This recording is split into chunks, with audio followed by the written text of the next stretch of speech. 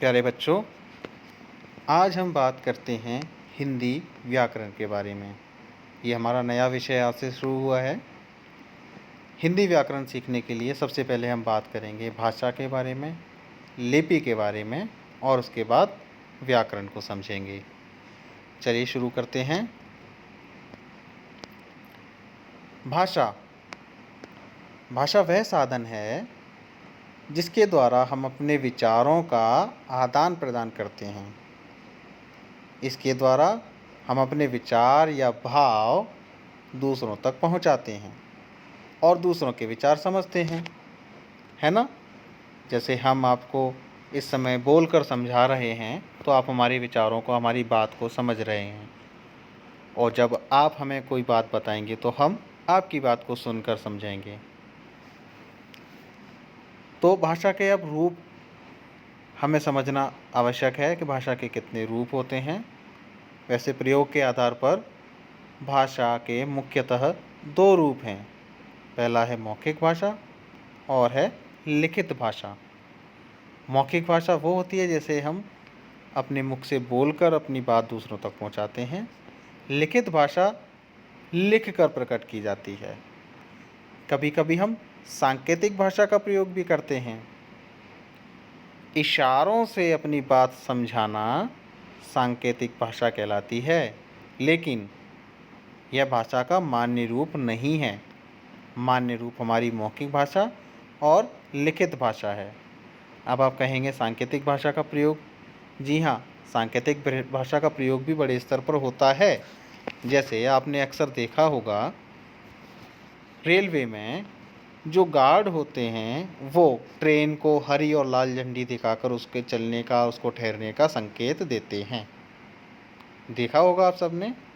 ठीक उसी तरह से हमने बस में जब भी हम सफ़र करते हैं तो चालक के साथ जो एक परिचालक होता है वो बस को रोकने और चलाने के लिए अलग अलग प्रकार की सीटी बजाकर संकेत देता है, जिससे ड्राइवर उसके संकेत पर, उसके इशारे पर बस को रोकता है और चलाता है। ठीक इसी प्रकार आपने शहर में चौराहों पर यातायात पुलिस के सिपाही को देखा होगा, जो अपने हाथ का संकेत करके या सीटी बजा के वाहनों को चलने का और उनको रोकने का संकेत देता है। तो ये होती है सांकेतिक भाषा, लेकिन यह मान्य रूप नहीं है। ये हमें याद रखना है। हमें मौखिक भाषा और लिखित भाषा, ये दो रूप याद रखने हैं भाषा के। सांकेतिक भाषा इसलिए ज्ञान होना आवश्यक है कि हमें कई बार संकेतों में अपनी बात दूसरों को तक समझानी पड़ती है, पहुंचानी पड़ती है। उसके लिए हम सांकेतिक, वो जो संकेत हम प्रदर्शित करते हैं, उस भाषा का भी नाम है, वो है सांकेतिक भाषा। ठीक है, चलिए हम अगला विषय देखते हैं। भाषा के बारे में विस्तार से जानते हैं। जैसे मौखिक भाषा, जिस भाषा का प्रयोग हम बोल कर करते हैं उसे मौखिक भाषा कहते हैं। जैसे आपसी बातचीत, आपस में हम लोग बातचीत करते हैं। दूरभाष, टेलीफोन पर हम लोग बात करते हैं। और भाषण, जब किसी स्टेज से, किसी मंच से अपनी बात को कई लोगों तक पहुंचाया जाता है तो वो भाषण का रूप ले लेता है, जिसे सभी लोग सुनकर समझते हैं। तो ये भी भाषा है और भाषा का मौखिक रूप है।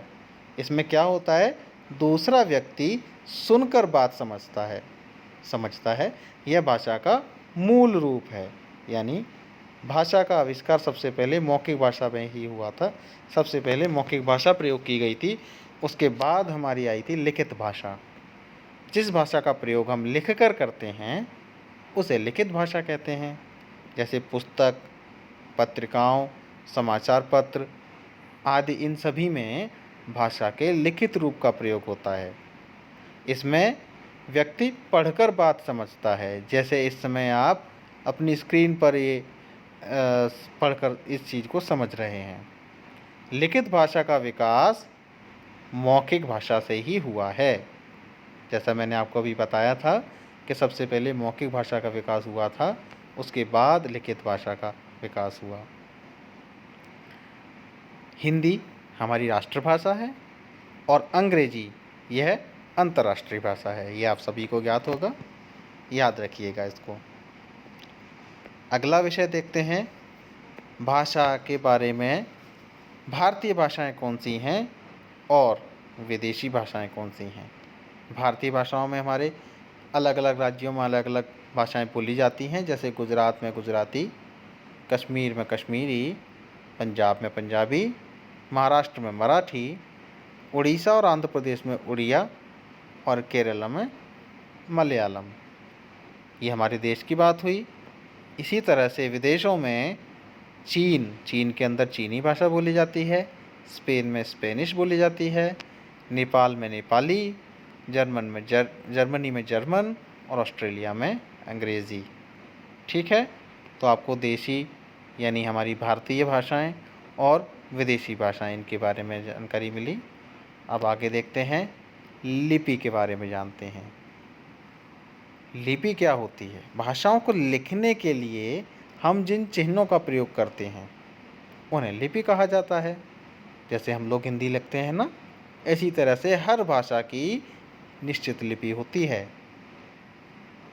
सभी भाषाएं एक लिपि में नहीं लिखी जा सकती। जैसे हिंदी को हम देवनागरी में लिखते हैं, ऐसे ही मराठी को भी हम देवनागरी में लिखते हैं, पंजाबी गुरमुखी में लिखी जाती है, उर्दू फारसी में लिखी जाती है, फ्रेंच रोमन लिपि में लिखी जाती है। इसी तरह से अंग्रेजी और जर्मन भी रोमन में लिखी जाती हैं। अरबी भाषा है वो उर्दू की तरह फ़ारसी में लिखी जाती है। संस्कृत हिंदी और मराठी की तरह देवनागरी में ही लिखी जाती है। और कश्मीरी भाषा ये भी फ़ारसी में लिखी जाती है। ये आपको याद रखना है कि किस भाषा की लिपि कौन सी है, ये आपके लिए आवश्यक है। अब बात करते हैं व्याकरण की। व्याकरण हम लोग पढ़ते क्यों हैं, हम व्याकरण क्यों सीखते हैं। भाषा का ठीक ठीक प्रयोग करने के लिए व्याकरण का ज्ञान अति आवश्यक है। इसकी सहायता से ही हम भाषा का शुद्ध प्रयोग कर सकते हैं। जैसे अभी तो हम हिंदी भाषा के बारे में हिंदी व्याकरण सीख रहे हैं। इसी तरह से अगर हमें अंग्रेजी सीखनी है तो हमें ग्रामर सीखना पड़ेगा। हमें विश्व की कोई सी भी भाषा सीखनी हो, सबसे पहले हमें उसके व्याकरण के बारे में सीखना पड़ेगा, तभी हम उस भाषा को शुद्ध रूप से प्रयोग करना सीख पाएंगे। जैसे हिंदी में हमने एक उदाहरण देकर आपको समझाया, जैसे राम ने मोहन से कहा तुमने खाना खाई, ये तो गलत है। माँ ने सुनील से कहा तेज बारिश आ रहा है, ये भी गलत है। यहाँ आपको बताया गया है ये वाक्य ठीक नहीं है। हमें कहना चाहिए कि राम ने मोहन से कहा तुमने खाना खाया। माँ ने सुनील से कहा तेज़ बारिश आ रही है। ये दोनों वाक्य सही हैं, ठीक है, ये गलत हैं।